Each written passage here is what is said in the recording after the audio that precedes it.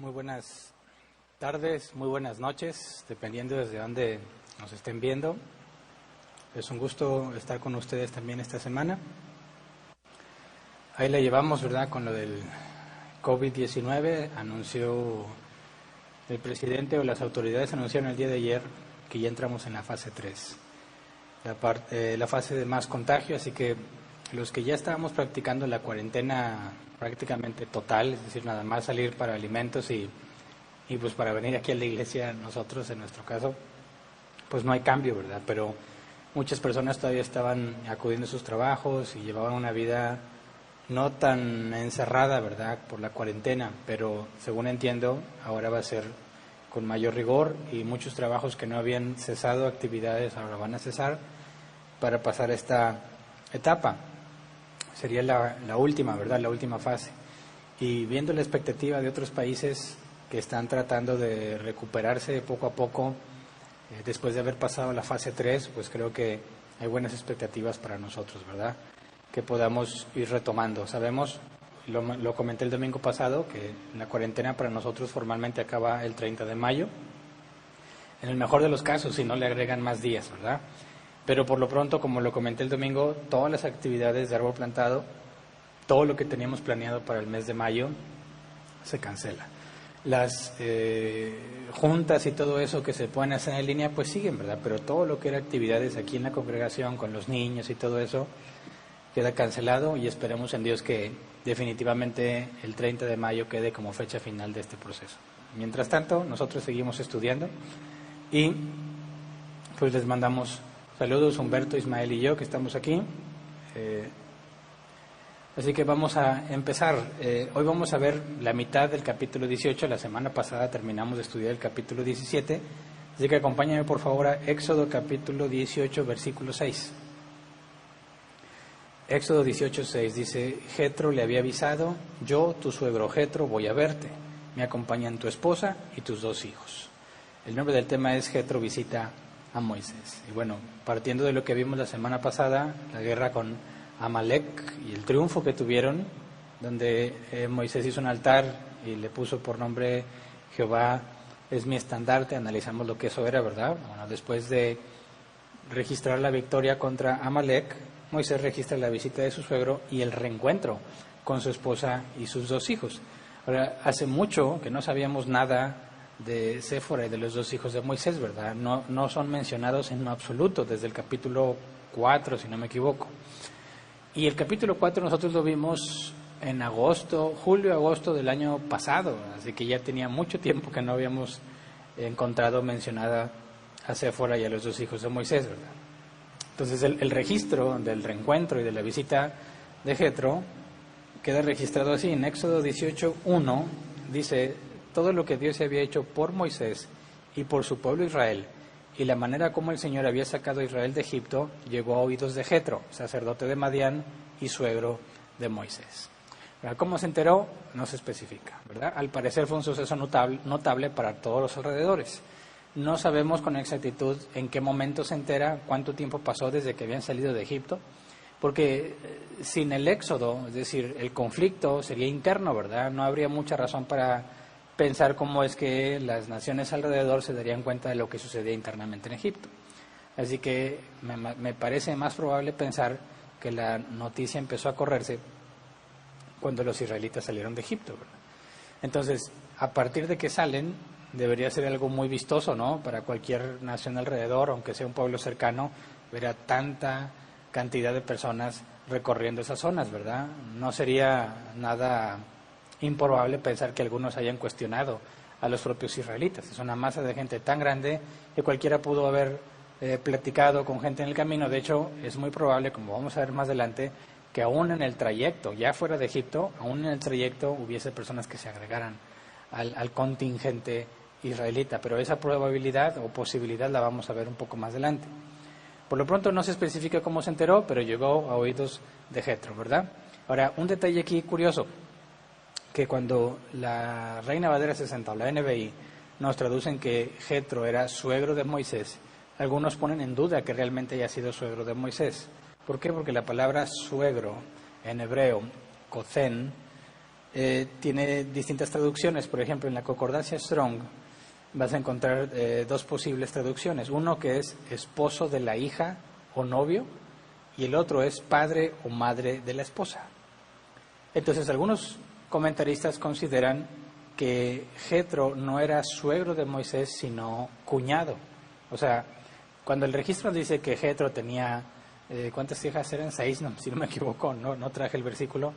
Bueno, algunos piensan que no serían directamente sus hijas, sino sus protegidas, como si Jetro fuese el hermano mayor que quedó a cargo de sus hijas después de las hijas de su padre.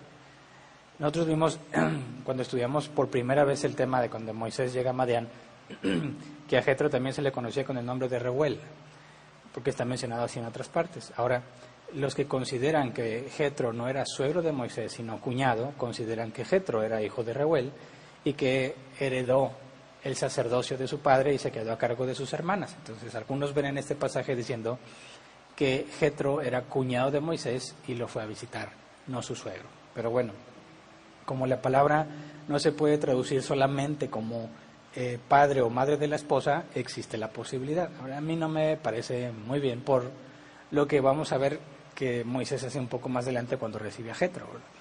Pero bueno, ahí está la posibilidad como cultura general. Ahora, cuando nos dice que Jetro se enteró, deberíamos recordar lo que leímos en Éxodo capítulo 4, versículo 18.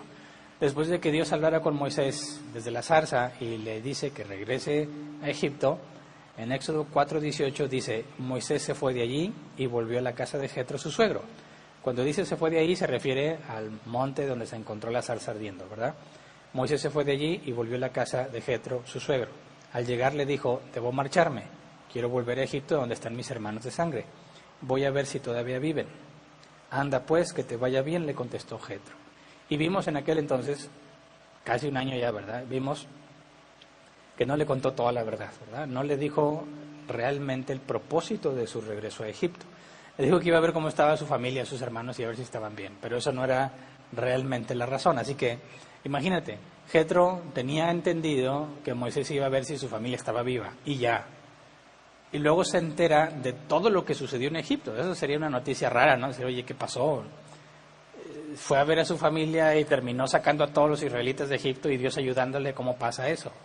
Entonces, ¿sería esta la primera vez que Jetro se da cuenta de lo que realmente Moisés fue a hacer a Egipto? ¿O ya tenía más información? Bueno, sabemos que cuando se despidió Moisés no le dio más información. Así que existen dos posibilidades. La primera, que cuando se enteró de los rumores de lo que había pasado, ahí se dio cuenta de del verdadero motivo por el cual Moisés había regresado a Egipto. Y la otra posibilidad es que se había enterado ya, antes de que se enterara esto, ¿verdad?, de que ya habían salido, ya tendría información de lo que había pasado. Y me parece que esa es, en mi forma de ver, esa es la más plausible, y ahorita te explico por qué, ¿verdad? Pero bueno, el punto es que cuando Moisés se fue de ahí, no le dijo nada del verdadero objetivo a Jetro, así que Jetro se tiene que enterar de otra manera. Luego, Éxodo 18, versículo 2 al 4, Moisés registra registra que se había separado de su esposa y sus dos hijos, pero no está el registro en ningún momento del momento en el que eso sucedió. Éxodo 18, 2 al 4 dice, cuando Moisés despidió a Séfora, su esposa, Jetro la recibió a ella y a sus dos hijos. Uno de ellos se llamaba Gersón, porque dijo Moisés, soy un extranjero en tierra extraña. El otro se llamaba Eliezer, porque dijo, el Dios de mi padre me ayudó y me salvó de la espada del faraón. Ahora, no se especifica el momento en que Moisés despidió a su esposa y a sus hijos, ¿verdad? Existen tres posibilidades. En lo que yo he encontrado, en la opinión de distintos comentaristas, ven tres posibilidades. Número uno, que Moisés, enojado, habría despedido a Séfora y a sus dos hijos de regreso con Jetro justo después del suceso en la posada. No sé si se acuerdan. Vamos a Éxodo 4, 24 y 26. 24 al 26, perdón. Éxodo 4, 24 al 26. Dice, ya en el camino, el Señor salió al encuentro de Moisés en una posada y estuvo a punto de matarlo. Pero Séfora, tomando un cuchillo de pedernal, le cortó el prepucio a su hijo. Luego tocó los pies de Moisés con el prepucio y le dijo, no hay duda, tú eres para mí un esposo de sangre. Después de eso, el Señor se apartó de Moisés. Pero Séfora había llamado a Moisés esposo de sangre por causa de la circuncisión. Ahora, aquí la palabra esposo es la misma que se utiliza para cuando se nos traduce suegro de Moisés. O sea, la palabra que Séfora le usa para decirle a Moisés esposo es exactamente la misma que tenemos en Éxodo 18:1 cuando dice Jetro, suegro de Moisés. Por ahí, por eso es que dicen no podemos estar seguros de que era su suegro, pero a mí me parece que sí, pero un poquito más adelante lo voy a decir porque pienso que sí era su suegro. Pero bueno, sabemos que cuando Dios se aparece de una forma de teofanía, ¿verdad?, de alguna forma visible, y Séfora sabe que es Dios, y Séfora sabe que hay un problema porque no ha sido circuncidado su hijo, que pensamos que es Eliezer, el hijo menor, es lo más probable. Bueno, Séfora entiende, circuncida a su hijo, y por eso Dios se aparta. ¿Por qué? Porque Dios iba a juzgar a Moisés, lo encontró culpable, porque ¿cómo puede ser que quiera regresar a Egipto, hablar del Señor y no ha guardado el mandamiento, ¿verdad?, la señal del pueblo de Dios, lo que Dios le encomendó a Abraham para que él le encomendara a su descendencia, bautizar a todo varón?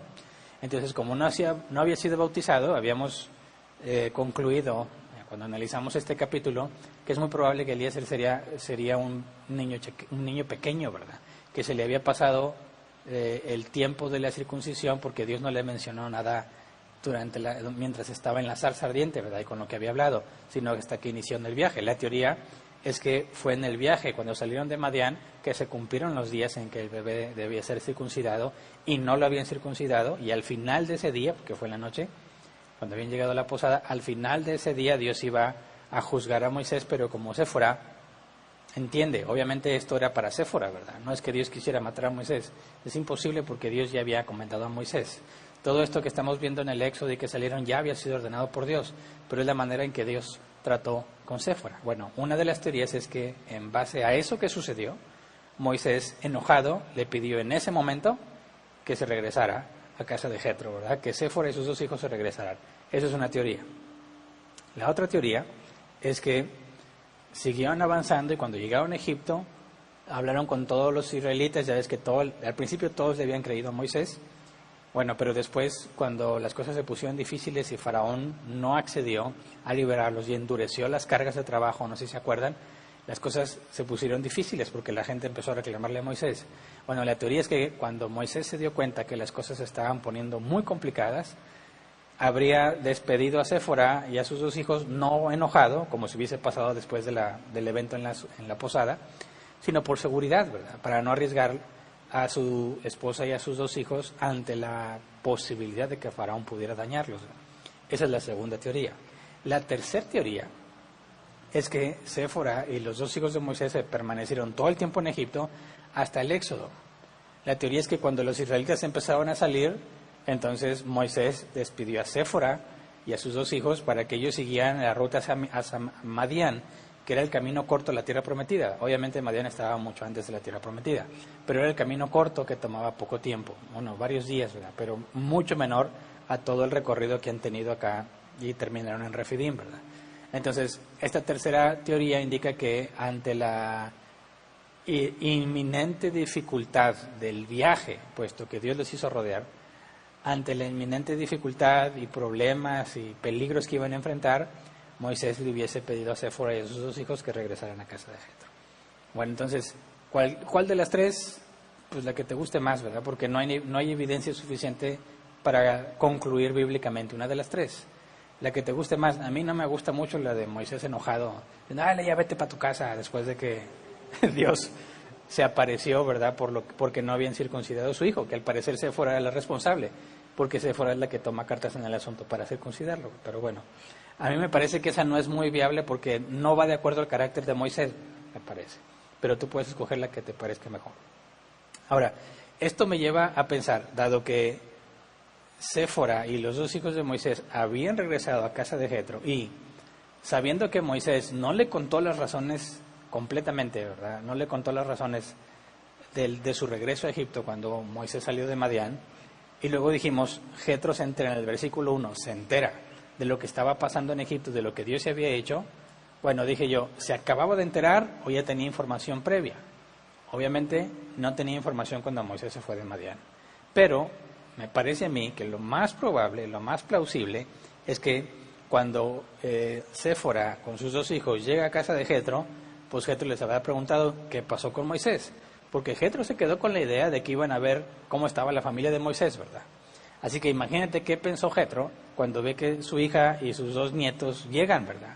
Dices, ¿qué pasó? ¿Qué le pasó a Moisés? ¿Dónde está Moisés? Séfora le tuvo que haber contado, es que eso es lo que está pasando. En cualquiera de las 3 alternativas, cuando se regresaron después de la posada, antes de que empezara el endurecimiento de Faraón para con los israelitas o antes del éxodo, Séfora tuvo que haberle explicado a Jetro lo que estaba pasando. Así que Jetro tendría una idea mucho más clara, aunque no muy precisa, de lo que Moisés estaba haciendo en Egipto. De manera que si nos regresamos al versículo 1, cuando Jetro se entera de todo lo que Dios hizo, se alegraría. Si esa fuese la primera vez que se entera, pues estaría como que confundido, ¿verdad? Quizás medio alegre por lo que Dios hizo, pero decir, oye, pues no se supone que ibas a ver a tu familia, me mentiste, ¿no? Pero si Séfora, cuando regresó, le contó más o menos lo que estaba pasando, bueno, se entiende que Jetro ya sabía, y cuando se entera de lo que Dios hizo, se alegró, como vamos a ver un poco más adelante. Entonces, bueno, el punto es que nos decía el versículo 2, Éxodo 18:2, cuando Moisés despidió a Séfora, su esposa, Jetro la recibió a ella y a sus 2 hijos, ¿verdad? Y luego uno de ellos se llamaba Gersón, porque dijo Moisés, soy un extranjero en tierra extraña. Es probable, y dijimos también cuando analizamos este capítulo, que Gersón habría nacido no mucho tiempo después de que Moisés llegó a Madián por primera vez. ¿Por qué? Pues por el nombre que le pone, ¿verdad? Soy un extranjero en tierra extraña. No está mencionado Dios en el nombre, no habla nada bueno el nombre, está diciendo soy un extraño aquí. Eso indicaría que Moisés aún no se adaptaba. Eso indicaría que Gersón nació poco tiempo después de que Moisés llegó, obviamente después de que se casó con Séfora, ¿verdad? Pero no habría pasado mucho tiempo porque Moisés aún se sentía como un extranjero. En cambio, el nombre de Eliezer dice, el Dios de mi padre me ayudó y me salvó de la espada del faraón. Bueno, ese nombre nos dice mucho más sobre lo que Moisés estaba pensando y sintiendo al momento en que le puso el nombre. No se especifica cuándo le puso el nombre. Según esto, se acostumbraba, según algunos comentaristas, que el hijo recibía, o tu hijo recibía el nombre al momento de ser circuncidado. Entonces existe la posibilidad de que en el suceso de la posada, cuando Séfora circuncidó a Eliezer, no se menciona que ella le haya puesto nombre. Eso indicaría que Moisés, después de ese suceso, después de que Dios se va, Moisés le pondría el nombre. Ahora, si eso es verdad, y le puso el nombre después de que Séfora circuncidó, o sea, poco tiempo después, bueno, se entendería que cuando dice, el Dios de mi padre es mi ayuda y me salvará de la espada, y me salvó de la espada del faraón, estaría haciendo referencia a la información que Dios le había dado, ¿verdad? Por ejemplo, vamos a Éxodo, capítulo 4, versículos 19 y 20. Éxodo 4, 19 y 20. Dice, ya en Madián el Señor le había dicho a Moisés, vuelve a Egipto, que ya han muerto todos los que querían matarte. Así que Moisés tomó a su mujer y a sus hijos, los montó en un asno y volvió a Egipto. En la mano llevaba la vara de Dios. Entonces, Moisés no pudo haber llamado o no le pudo haber puesto el nombre Eliezer a su hijo, sino hasta después de esta información, ¿verdad? Porque ¿cómo podría estar seguro Moisés que Dios lo había librado de la espada de Faraón? No podría estar seguro hasta que Dios le dice, ya se murieron los que querían matarte. Entonces tiene sentido que haya recibido Eliezer su nombre hasta después de que Moisés dejó Madián. Ahora, si no tenía nombre todavía, o le cambió el nombre, que algunos consideran que no es muy probable que le cambiara el nombre, pero si lo estaba nombrando apenas, eso confirmaría la teoría de que Eliezer era pequeñito, ¿verdad? Tenía pocos días de nacido y en el camino se encontraron con, creo, el 8º día en el que tenían que ser circuncidados. Ahora, si le puso eso basado en la información que Dios le dio, el nombre tiene sentido, ¿verdad? Pero hay algunos que dicen que la traducción no debe ser en tiempo pasado, sino en tiempo futuro. Es decir, en lugar de decir, el Dios de mi padre me ayudó y me salvó de la espada de Faraón, hablando de algo pasado, dicen algunos comentaristas, debiese ser traducido en sentido futuro. Es decir, el Dios de mi padre es mi ayuda y me salvará de la espada de Faraón.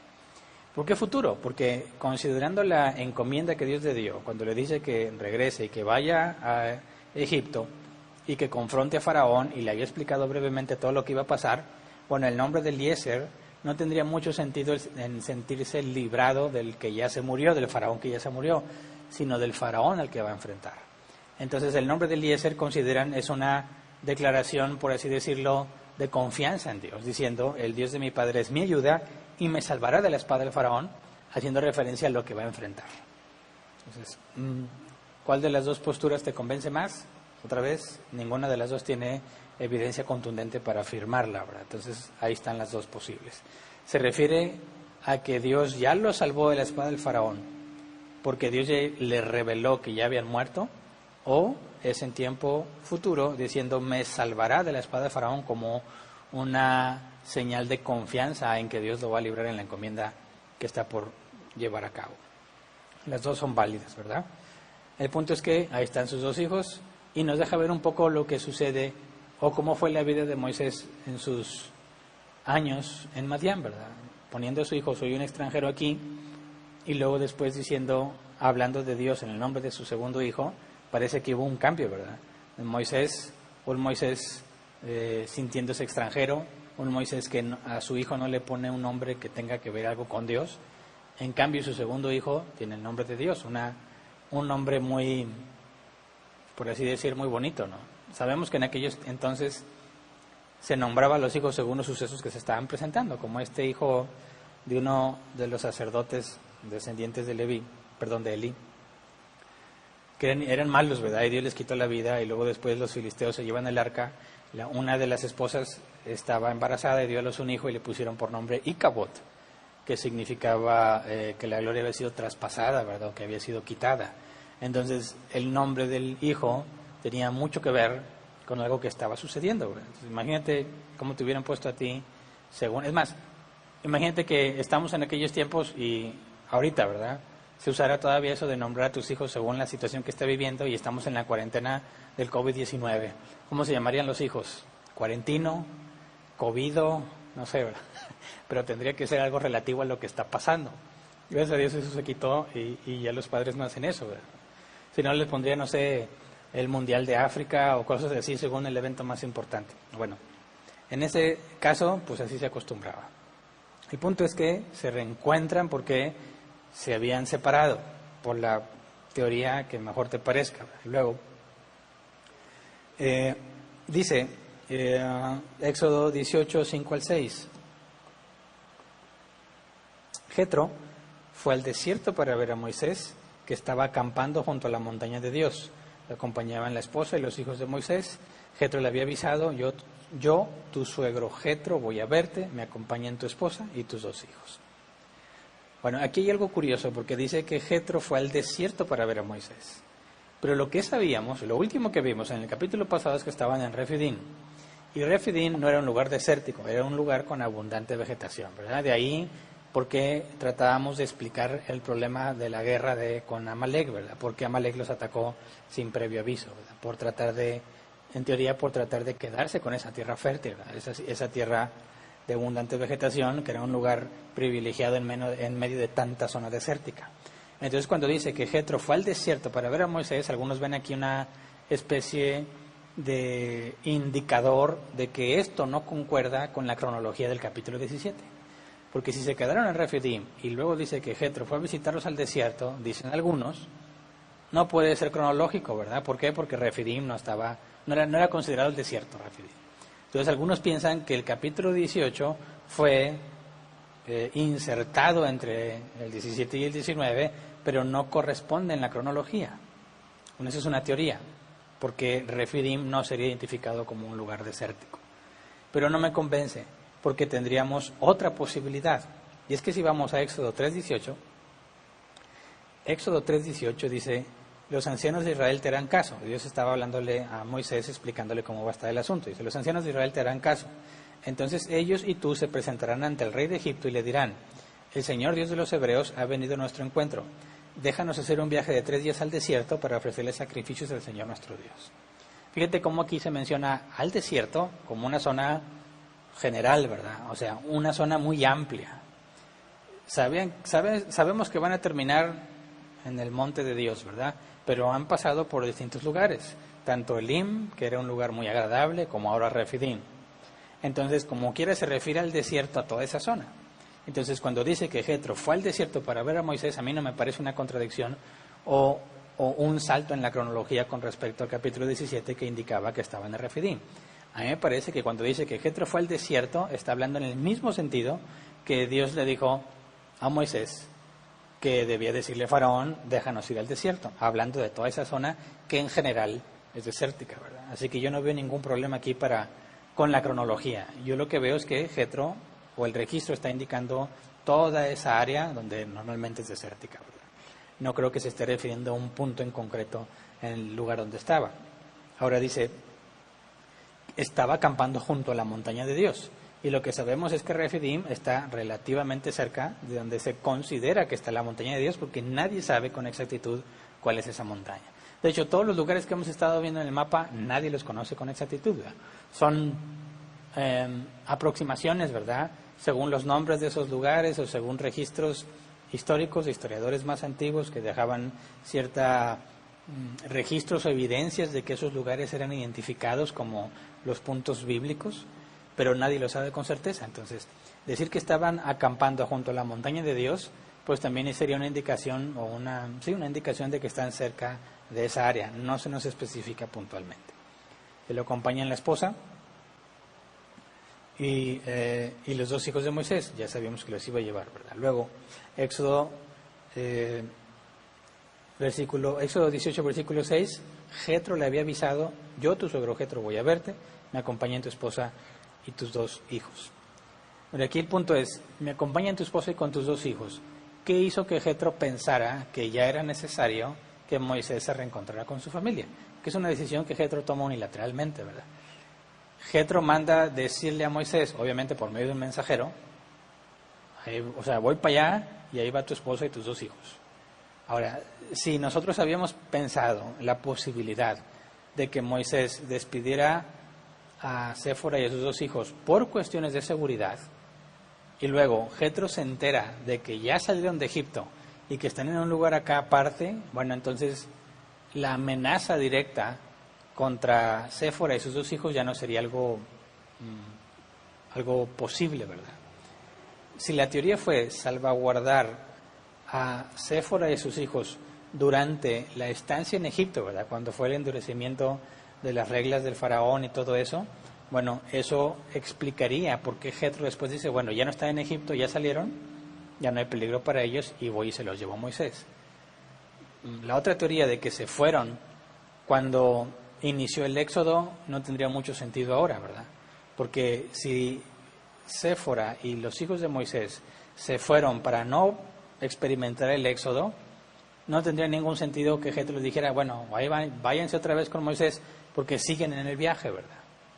Ahora, si se regresaron, si Moisés la despidió porque se enojó con ella por el evento que hubo en la posada, bueno, ahí no explicaría cuál sería el criterio que Jetro tomaría para decir, bueno, ahora te la voy a regresar.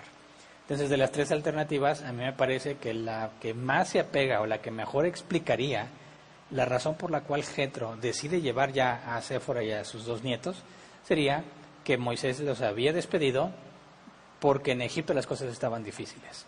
De manera que cuando salen de Egipto y Jetro se entera, ya no hay problema y le lleva a su esposa a sus dos hijos, ¿verdad?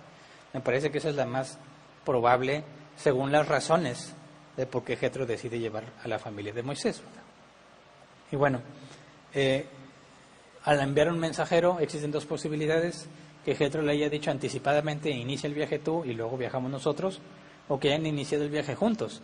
Y el hecho de que pues Séfora como mujer y sus dos hijos, que Eliezer todavía tendría que ser pequeñito, implicaría que no podían viajar al mismo paso que los mensajeros, entonces los mensajeros llegarían primero.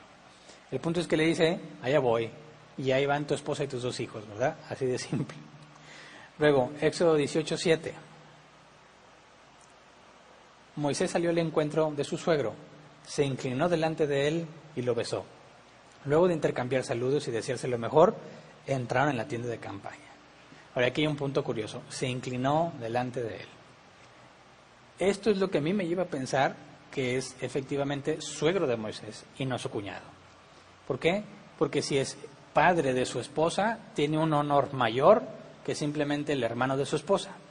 Aun si el padre ya no existe, nada más que el hermano, como cuando vimos en los tiempos de Abraham, que mandó a su siervo a buscar esposa para Isaac, sabemos que si el padre no estaba vivo, el hermano mayor era quien negociaba el matrimonio de sus hermanas, ya sea recibiendo la dote o otorgando o no su consentimiento para que una de sus hermanas se casara. Pero aún así, como en el caso de Labán, ¿verdad? Aún así, no se consideraba tanto honor al hermano mayor como al padre. Entonces, cuando nos dice que Moisés se inclinó ante él, dice el comentario de Ellicott, dice: la etiqueta oriental requería salir para encontrarse con un invitado de honor. La reverencia fue totalmente voluntaria de parte de Moisés y marca la humildad característica de Moisés, quien ahora, siendo el príncipe de su nación, bien podría haber requerido que Jetro se inclinara ante él. Entonces el comentarista nos lleva al punto de que este tipo de saludo, el postrarse o inclinarse o hacer reverencia, indicaría que Jetro es alguien de mucho honor.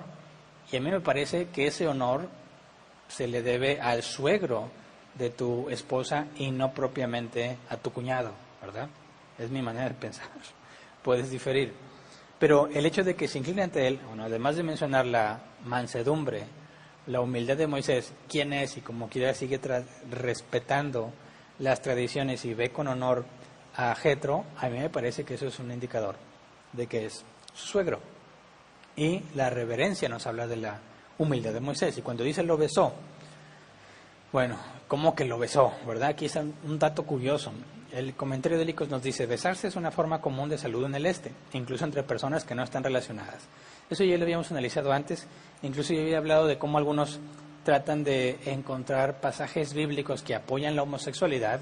Por ejemplo, cuando David y Jonatán se besan, o cuando Jesús le dice a su anfitrión, no me acuerdo cómo se llamaba, le dijo: cuando entré no me besaste, cuando la mujer entra a lavar los pies con sus lágrimas, ¿verdad? Y el frasco de alabastro.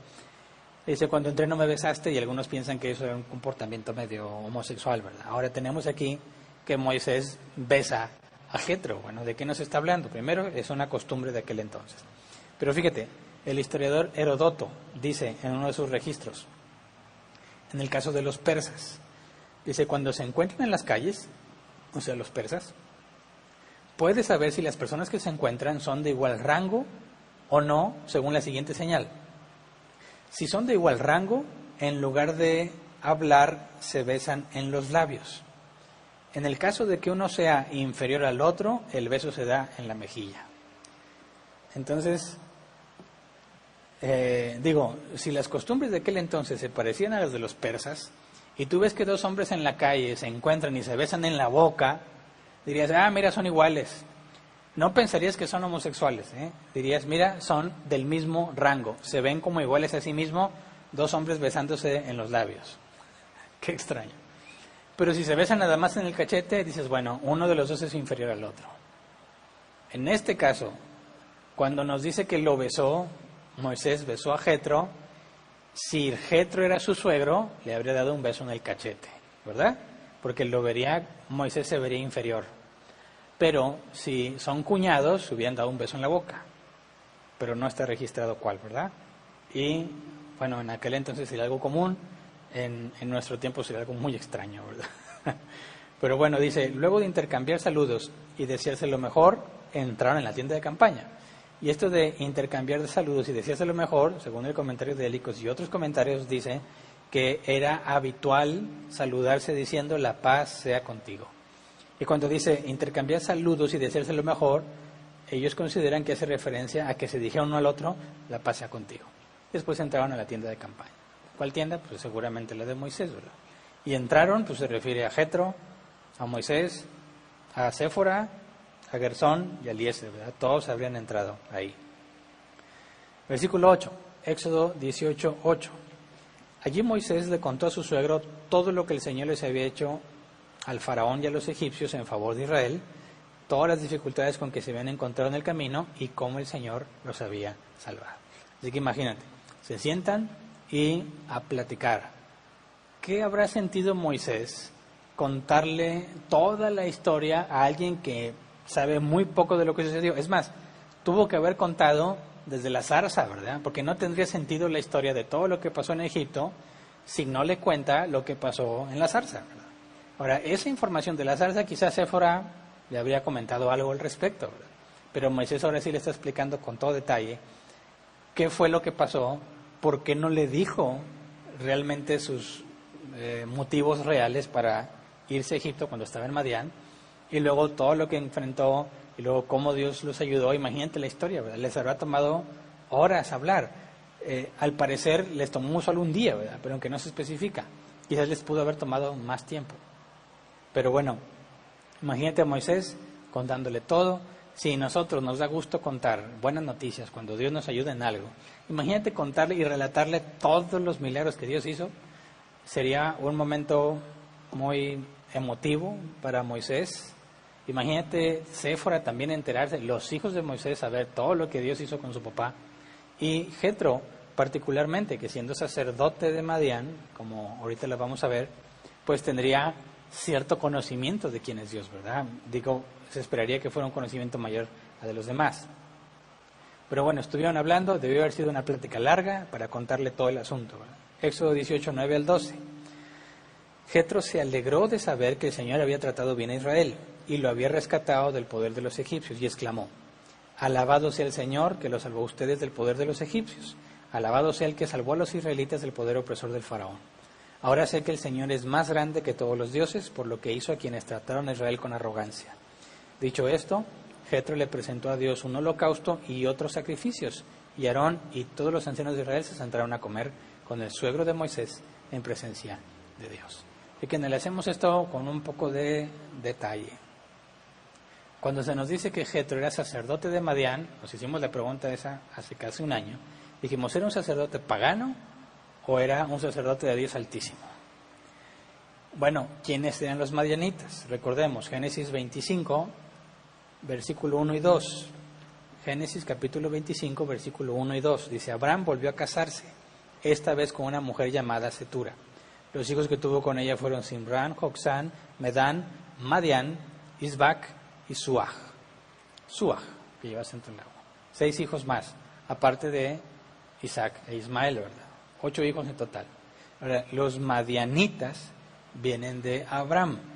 Dios le había revelado que Abraham se encargaría de instruir a sus hijos en el conocimiento de Dios. De manera que sería natural esperar que los madianitas tuvieran conocimiento de Dios. Ahora, siendo sacerdote de Madián y hablando así de Dios, alabado sea el Señor que los salvó ustedes y todo eso, habla de que ya conoce a Dios. No está hablando de un Dios nuevo, ¿verdad? Aunque algunos piensan que sí está hablando de un Dios nuevo por lo que dice a continuación. Ahora sé que el Señor es más grande que todos los dioses. Pero espérame, ahorita llegamos a esa parte. El punto es, los madianitas descienden de Abraham y Setura. Es muy probable, casi seguro, que al ser descendencia de Abraham conozcan de Dios. Entonces, ¿cómo es que hay un sacerdote que ofrece holocaustos y sacrificios? En la carta a los hebreos tenemos que Abel había ofrecido un sacrificio y habíamos analizado, bueno, en el caso de Abel, ¿cómo sabía él de los sacrificios? Y el único sacrificio que tenemos referencia antes de Abel, lo mencioné creo el domingo pasado, no me acuerdo bien, mencioné que el primer sacrificio del que se tiene, ese fue el domingo de resurrección, el primer sacrificio que está mencionado en la Escritura es cuando Dios tomó pieles de animales para vestir a Adán y Eva y cubrir su desnudez, ¿verdad? Ese es el primer sacrificio mencionado en toda la Escritura. Ahora, ¿cómo es que Abel relacionaría eso? Bueno, quizás Adán y Eva comprendieron que las pieles que traían eran de animales que habían muerto en su lugar. De manera que el concepto de ofrecerle sacrificios a Dios tendría sentido por las pieles que Adán y Eva recibieron después de que habían pecado y había, en cierta manera, cubierto su vergüenza, cubierto su pecado. Así que se ofrecerían sacrificios a Dios para el perdón de los pecados, como había sucedido con Adán y Eva. Ahora, ¿cómo es que un sacerdote de Madián, del cual no se tiene ningún registro, cómo es que obtuvo ese sacerdocio? No se sabe. Lo que se cree es que probablemente sería como el de Melquisedec. Abraham reconoció el sacerdocio de Melquisedec, ¿verdad? ¿Quién lo nombró sacerdote? Pues si es sacerdote de Dios Altísimo, es Dios quien nombra eso. Quizás sería como en el caso de Leví y su descendencia, que en Aarón, Aarón es el primer sacerdote, ¿verdad? De acuerdo a los descendientes de Leví, de acuerdo al pacto con Moisés, y sabemos que sus hijos heredaban el sacerdocio. Así que es probable que tanto Melquisedec como Jetro hayan recibido, no sabemos si la misma línea de sacerdocio, o eran sacerdotes aparte, pero habría empezado uno, y ellos o sus descendientes habrían recibido el sacerdocio. El punto es que cuando el apóstol, bueno, en la carta a los Hebreos y en otras menciones, para no equivocarme quién lo dice exactamente, se menciona que Jesús es sacerdote según el orden de Melquisedec, que no nada más había sacerdocio en Leví, indica que el sacerdocio según Melquisedec es previo a Leví, y no se menciona como el sacerdocio de Jetro, como algo en singular. ¿Por qué? Porque Jetro sería después de Melquisedec. Existe la posibilidad de que Jetro haya heredado el mismo sacerdocio que tenía Melquisedec, aunque sean líneas separadas. El punto es que ya había sacerdotes antes. Antes de Aarón ya había un sacerdocio. Así que cuando decimos que Cristo es sacerdote, algunos objetan, como es lo que pretende el autor en el Nuevo Testamento, decir, algunos objetan, no puede ser sacerdote porque no desciende de Leví. Y la demostración es, espérame, es que el sacerdocio, el primer sacerdocio está mencionado en Melquisedec. Y si Jesús es sacerdote según el orden de Melquisedec, implica que no tiene que ser necesariamente el sacerdocio de Leví, porque había un sacerdote previo. Entonces, en el caso de Jetro, dice, pues tendría que ser en el mismo orden de Melquisedec, ¿verdad? No se está especificando cómo fue que recibió ese sacerdocio. Y cuando dice Jetro, ahora sé que el Señor es más grande que todos los dioses, dicen, bueno, quizás eso demostraría que Jetro era un sacerdote pagano y que hasta este momento se da cuenta de que el verdadero Dios es Jehová, ¿verdad? Pero no me parece así porque, por ejemplo, cuando Dios le dice a Abraham que ofrezca a Isaac como un sacrificio, y luego cuando está a punto de matarlo y un ángel lo interrumpe, dice, ahora sé, ¿verdad? Ahora sé que eres obediente, ahora sé que eres fiel. Decimos, ¿cómo que ahora sé? Como si no lo supiera, ¿verdad? Sino que era una confirmación de algo. En este caso, el comentario Benson dice, Jetro lo sabía antes, pero ahora lo sabe mejor. Es decir, su fe se convirtió en una garantía total a la luz de esta nueva evidencia. Entonces, la afirmación de Jetro diciendo, ahora sé que el Señor es más grande, no necesariamente hace referencia a que estaba en ignorancia y ahora lo sabe, sino como una certidumbre de decir, yo confiaba en Dios, pero con esto que me estás contando, ahora lo tengo por seguro, ¿verdad? Es como una afirmación de algo que ya sabía. Esa es la postura que me parece más adecuada. ¿Por qué? Porque proviene de Madián y porque alaba al Señor de esa manera, porque es sacerdote y porque sabe o tiene la autoridad para ofrecer holocaustos y sacrificios a Dios, ¿verdad? Entonces me parece que no se está dando cuenta en ese momento de que Dios es el verdadero Dios, sino que está confirmando lo que él ya sabía a través del testimonio que Moisés le está platicando, ¿verdad? Dice, después, dicho esto, Jetro le presentó a Dios un holocausto y otros sacrificios. Y bueno, ya expliqué cómo es que se entiende que ya se sabía de los sacrificios, ¿verdad?, desde antes de la ley de Moisés. Luego dice, y Aarón y todos los ancianos de Israel se sentaron a comer con el suegro de Moisés en presencia de Dios. Y esto tiene un significado muy importante, porque así como Abraham reconoció el sacerdocio de Melquisedec cuando le dio los diezmos y se dejó bendecir, ¿verdad?, en este caso Moisés, Aarón y todos los ancianos de Israel, o sea, los dirigentes de todo el pueblo, reconocen el sacerdocio de Jetro. ¿Por qué? Porque aceptan el sacrificio. Entonces, si este fuera un sacerdote pagano que de repente cree en Dios y le quiere ofrecer un sacrificio a Dios, sería dudoso que Moisés y Aarón, quienes son la autoridad máxima ahí, reconocieran o tomaran como válido el sacrificio, como para participar de él. Pero si Moisés, Aarón y los ancianos participan, obviamente cuando se dice el sacrificio, después todos comiendo el sacrificio, ¿verdad?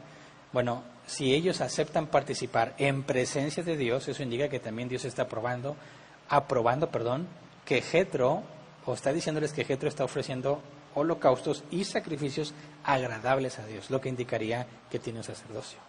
Y ese sacerdocio es reconocido por Moisés, Aarón y los ancianos.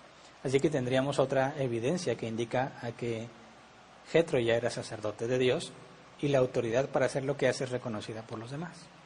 Y bueno, hasta aquí nos quedamos porque, aunque sigue hablando de Jetro en el resto del capítulo, tenemos que analizar esa otra información porque Jetro le da información o, digamos, le sugiere o le instruye a Moisés cómo organizar todo lo que está pasando, ¿verdad? Cómo establecerse más como un gobierno más que un solo individuo que se encarga de hacer todo, ¿verdad? Cómo es que Jetro le cuenta o le enseña a Moisés cómo organizarse para que él no se desgaste atendiendo a la gente, solo él, y para que la gente tampoco se desgaste esperándolo a él, ¿verdad? Sino que todos sean atendidos.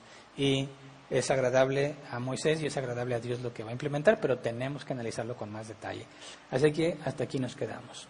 La visita, el reencuentro, fíjate que no se mencionan palabras de Séfora, no se menciona nada con los hijos de Moisés, y se supone que es porque no hubo nada relevante, ¿verdad? Es un poco extraño de entenderlo, pero bueno. Prácticamente no tenemos información sobre los hijos de Moisés. Tenemos información de Eleazar en Crónicas, segunda Crónicas si no me equivoco, donde se nos dice que tuvo un hijo, pero no se nos dice nada de Gersón. No sabemos si tuvo descendencia o si murió antes de tener hijos, no lo sabemos. En el caso de Eliezer se menciona uno nada más. Pero más adelante hablaremos de eso cuando lleguemos a esos datos. Muy bien, hasta aquí nos quedamos hoy. Si Dios quiere, continuamos el próximo miércoles con el resto del capítulo. Así que vamos a orar para terminar. Señor, gracias por tus misericordias que son nuevas cada mañana. Gracias, Señor, porque aquí estamos con salud. Gracias porque en general en Árbol Plantado todos estamos bien, Señor. Los resultados de la encuesta nos dice que todos estamos bien. Y aquellos que están empezando a tener dificultad, Señor, están recibiendo ayuda de sus hermanos en Cristo. Así que te agradecemos por todas las misericordias, por todo lo que nos enseñas, lo que nos das paciencia, Señor. Te rogamos que ayudes a aquellos que se sientan ansiosos a dominar su ansiedad, a entregarse a ti, a confiar en ti, Señor, en estudiar tu palabra, confiando en lo que tú has dicho, en lo que tú has prometido, sabiendo que no importa cuán difícil sea la situación que enfrentemos, en tus manos estamos seguros.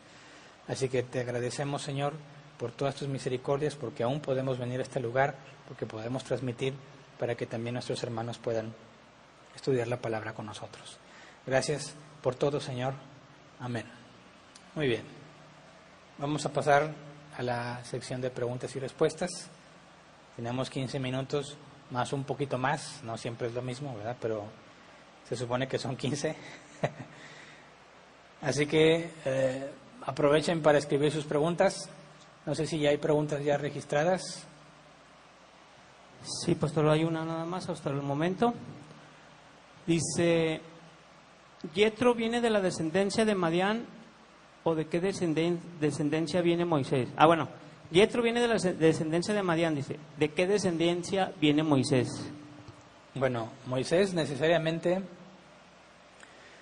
aunque no tengo aquí el dato, bueno, vemos que vienen por líneas separadas, ¿verdad? Si tú consideras de los hijos de Abraham, Moisés viene necesariamente de Isaac.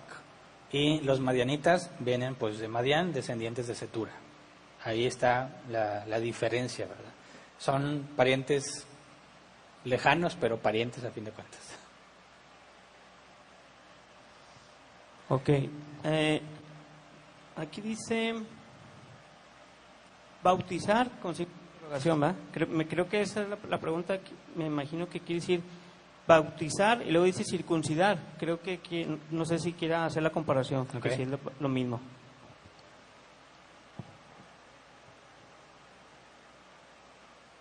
O sea, a ver, no entendí entonces, pensé que ibas a leer más. Ah, no, es que digo, eso es lo único que puso en la pregunta. Puso bautizar con signo de interrogación y luego después puso circuncidar. No sé si quiera, me imagino que quiere decir si es lo el bautizo equivale a la circuncisión en aquel tiempo. No, bueno, depende de la postura, ¿verdad? Si eres paidobautista o credobautista. Paidobautistas son los que bautizan niños y ellos ven el bautismo como un reemplazo de la circuncisión. Y en el caso de los israelitas se circuncidaba a todos los descendientes de Abraham, ¿verdad? Y esa señal era un recordatorio de la promesa de Dios. Ahora, los paidobautistas, a muy grandes rasgos, consideran que el bautismo es lo mismo, o tiene el mismo sentido que la circuncisión. En lugar de circuncidar a sus hijos, los bautizan ven el bautismo como una señal del nuevo pacto, así como la circuncisión era una señal en aquel entonces. Los credobautistas, de los cuales somos nosotros en Árbol Plantado, decimos que el bautismo es para aquellos que nacen de nuevo, solamente para los que nacen de nuevo. De manera que no podrías bautizar a un bebé. Y este bautismo, credobautismo, es alguien que confiesa, que cree haber nacido de nuevo y se bautiza, no tiene nada que ver con la circuncisión. La circuncisión es un recordatorio, por así decirte, de la promesa de Dios, en el sentido de los credobautistas, que no bautizamos niños, sino personas que demuestran o confiesan haber nacido de nuevo. Bueno, eso es algo que hace solo aquel que nació de nuevo y tiene que ver con una declaración pública de ser hijo de Dios. No es un recordatorio, bueno, es un mandato y de bautizar, ¿verdad? Bueno, se tiene que bautizar, pero a aquellos que manifiestan y demuestran ante una congregación que han nacido de nuevo. Sabemos que no somos infalibles, ¿verdad? Y podemos llegar a bautizar personas que dicen haber nacido de nuevo, y que es falso.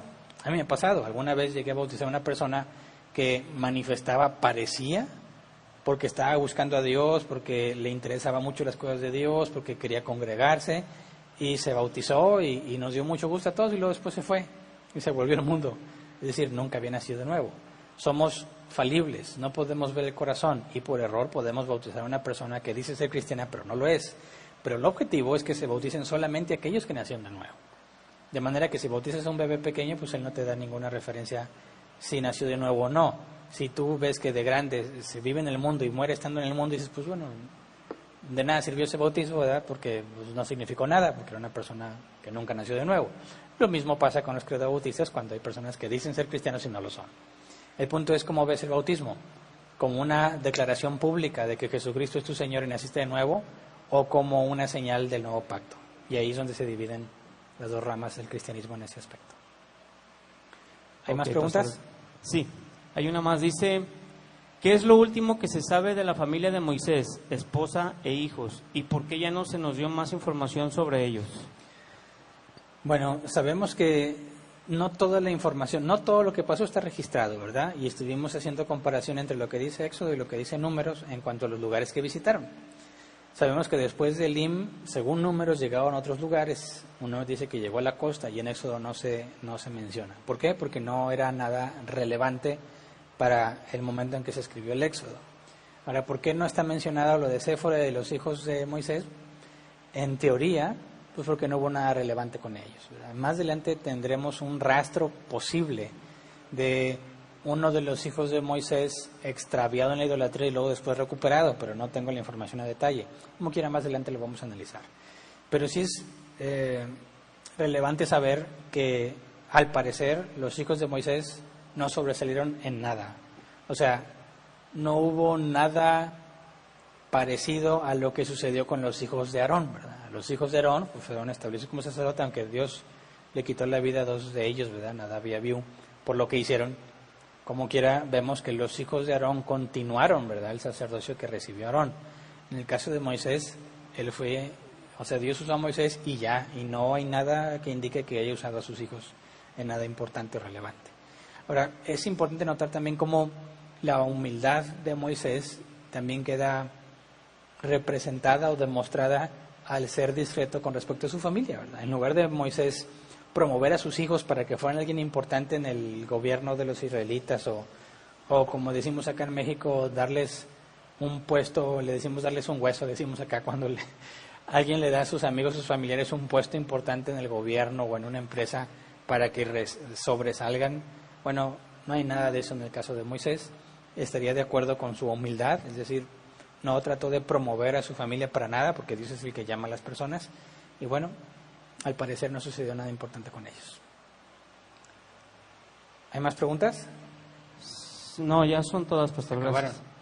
Muy bien. Es todo, pues. Cuídense todos mucho. Acuérdense que para nosotros acá en Nuevo León el cubrebocas ya es obligatorio. Según leí, hasta para dentro del coche tienes que traer el cubrebocas. Veo en la calle aún mucha gente sin cubrebocas. Que no haya ninguno de nosotros haciendo eso, ¿verdad? Acuérdate que además de que tenemos la responsabilidad de someternos a nuestras autoridades, pues es una muestra de amor al prójimo. Es una muestra clara de interés, es decir, mira, yo me cuido para que no te contagies. Aunque yo no soy contagiado, bueno, así evito contagiarme y contagiarte usando el cubrebocas. Entonces es una muestra simple de amor al prójimo, algo que los cristianos tenemos que hacer. Así que por favor, todos en árbol plantado, todos los que me estén escuchando o viendo de esta ciudad, obedezcamos a las autoridades. Usemos el cubrebocas y no salgamos más que para lo indispensable. Lo demás es esperar confiar en Dios, rogarle que nos dé salud y su provisión, y espero que acabándose mayo podemos estar planeando el reencuentro en la iglesia en las reuniones físicas, ¿verdad? Pero bueno, no sea nuestra voluntad sino la de Dios. Les recuerdo también el caso de las ofrendas. Acuérdense que este lugar pues se tiene que mantener funcionando. Agradezco a todos los que han ofrendado, pero no se les olvide que hay que seguir ofrendando, ¿verdad? Para que esto esté listo para cuando regresemos y no tengamos que después estar buscando un lugar donde congregarnos, ¿verdad? Así que no se les olviden las ofrendas. Y ahora sí, es todo. Gracias a todos por estar aquí. Si Dios quiere, los veo mañana en la sesión de preguntas y respuestas a los foráneos, o el domingo para retomar el tema del gobierno de la iglesia, si Dios quiere. Gracias.